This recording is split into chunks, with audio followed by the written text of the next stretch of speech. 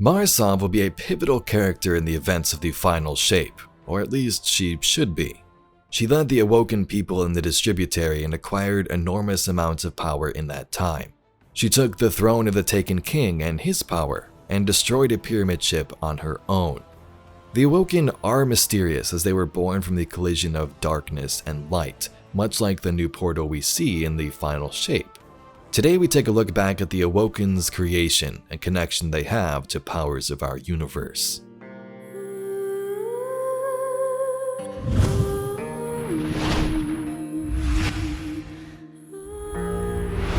During the collapse, a massive ship, the Yang Liwei, was attempting to flee Earth and find safe haven someplace else. Someplace where the traveler didn't hold power and where they could be free to live on their own.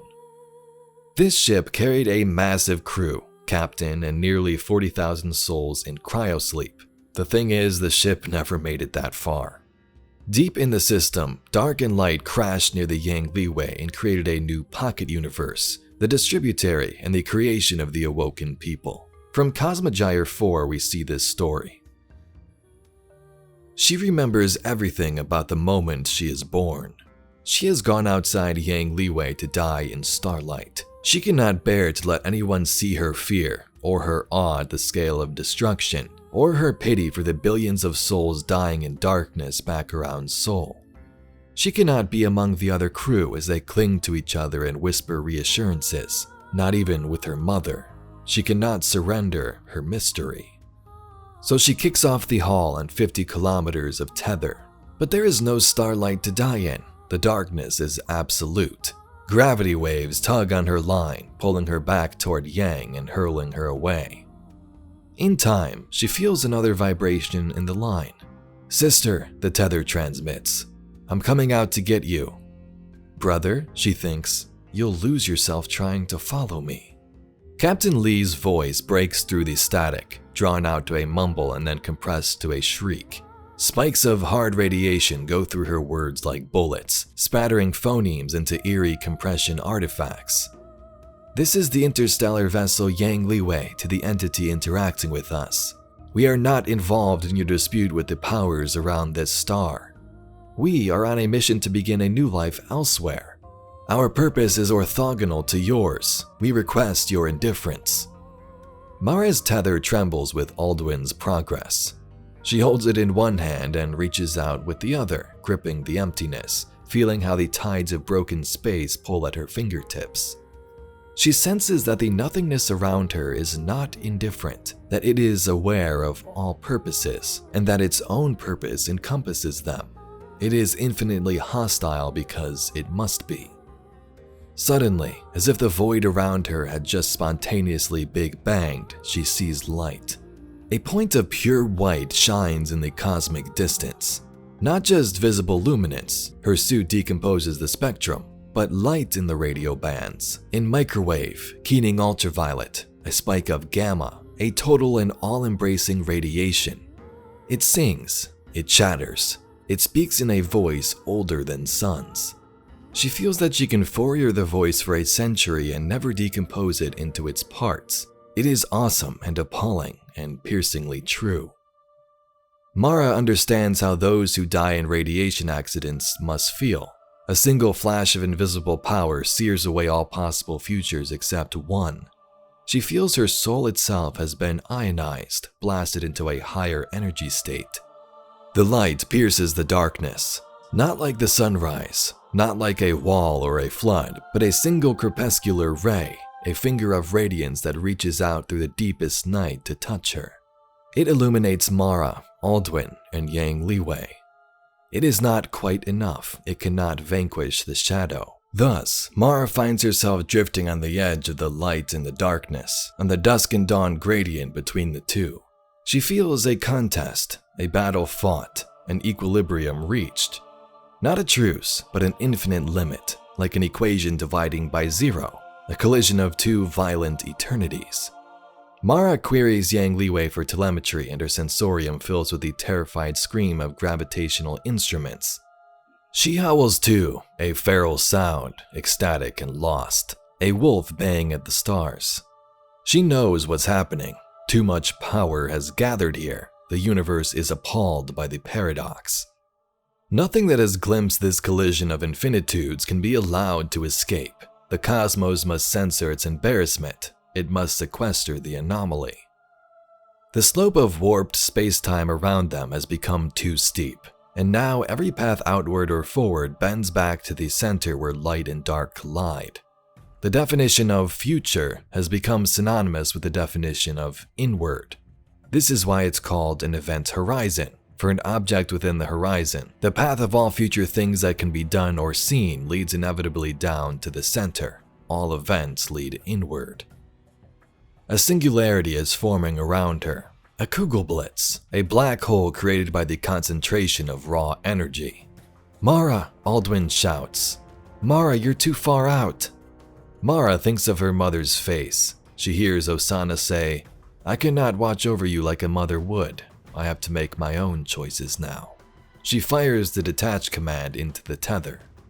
Gravity seizes her. She falls forward in space and time, into the future, into the mystery.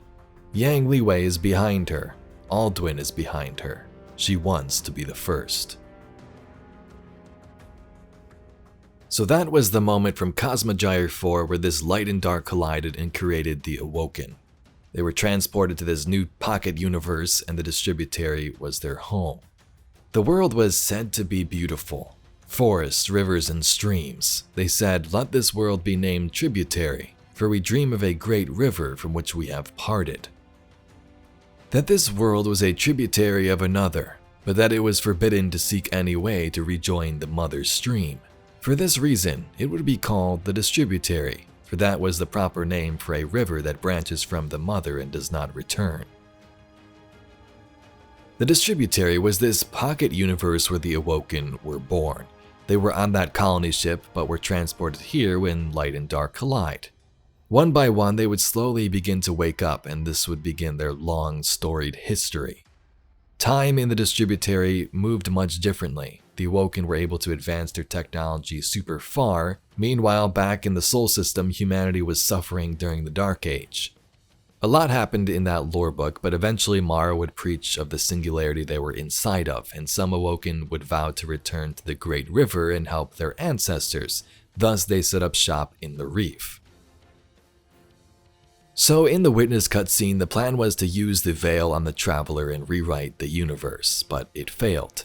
Lightfall, this final shape actually begins to commence, and the portal is open to a new realm. In the Awoken story, light and dark collide during the collapse and create the Awoken, either making this new pocket universe right then and there or transporting them to a different one that already existed. Sounds kind of similar, right? Light and dark combining to create this outcome. Now it seems these places are likely different, the Distributary and wherever Cade was on the other side of that portal, but it is intriguing.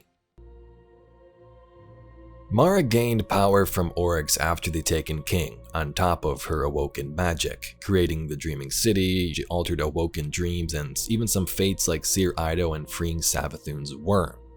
When she destroyed the pyramid, the Hidden said this: VIP number 0704, Mara, had charged herself with some metaphysical qualities salvaged from VIP 2015, Oryx. Metaphysical, an idea, doctrine, or posited reality outside of human sense of perception. Later on in that text, Mara goes to the dwarf planet called Eris. Eris Morn is along with her and also the Exo Stranger, and this is where Mara destroys a pyramid ship, cracks it straight in half.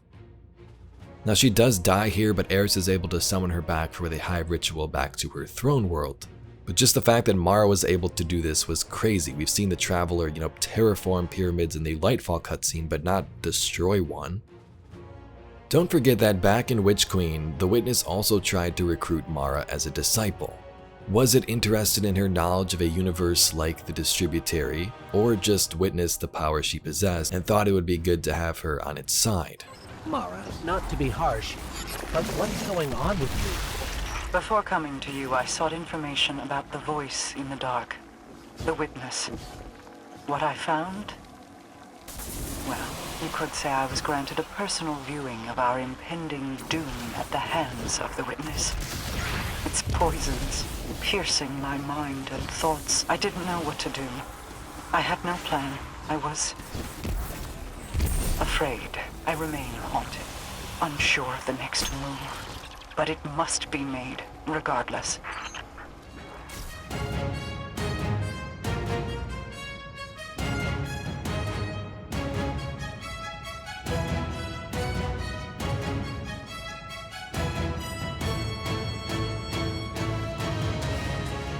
If this final shape valley is anything like the Distributary, time may move much faster or maybe not even at all.